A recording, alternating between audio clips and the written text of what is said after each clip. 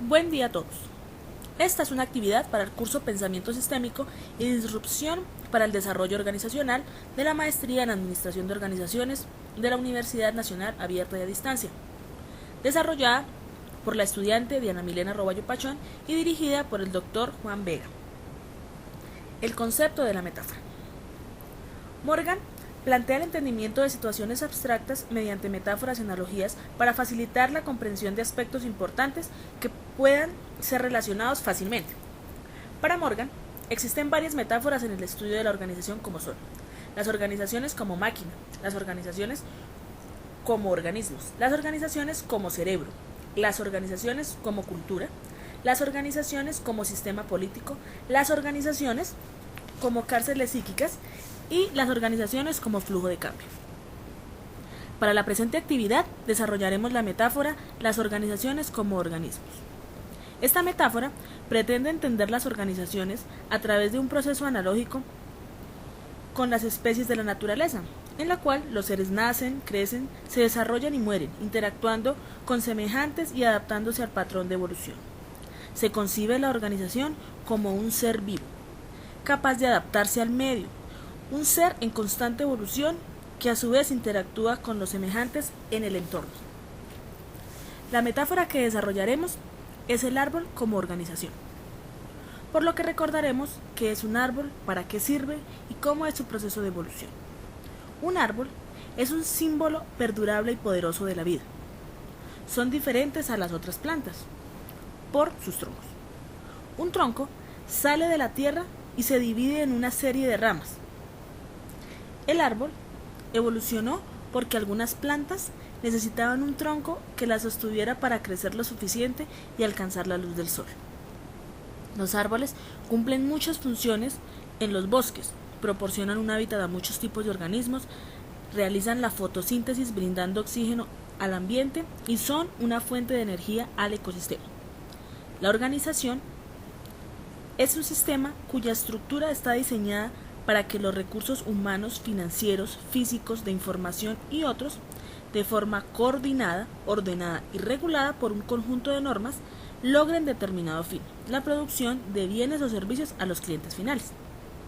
De igual manera, las organizaciones son un símbolo de crecimiento y desarrollo económico y social, que ayudan a la comunidad donde desarrollan su objeto social. Dentro de sus funciones más importantes está la generación de empleo, aumentando las condiciones de calidad de vida y en general por la participación que tienen estas en el Producto Interno Bruto de un país, que en términos económicos sería la energía para la economía nacional y local.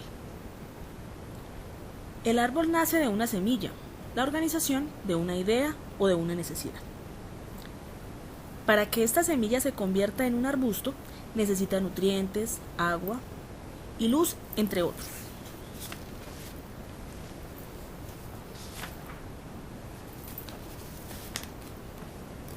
Por su lado, la organización, para desarrollar la idea o suplir la necesidad, requiere de capital humano, financiero, conocimiento, etc. Cuando la semilla germina, para que ésta no muera y se desarrolle, necesita nutrientes y un suelo fértil.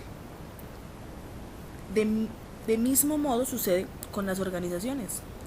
Necesitan del aprendizaje y del conocimiento para no morir en el intento.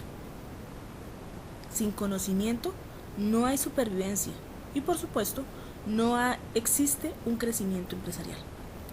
Garvin sostiene, una organización que aprende es una organización experta en crear, adquirir y transmitir conocimiento y en modificar su conducta para adaptarse. A su vez, Nonaka destaca el conocimiento como la fuente de dotación a las organizaciones de ventajas competitivas, afirmando que las organizaciones son organismos vivos. Así podemos decir que el conocimiento es la fuente de vida de las organizaciones, como los nutrientes son al árbol. De otro lado, el aprendizaje se define como la capacidad de la organización para adaptarse a los cambios del entorno, generando acciones de respuesta rápida, gestionando cambio interno en la organización. Al igual que el árbol, para su crecimiento necesita el suministro de nutrientes que capta a partir de los pelos radiculares de las raíces.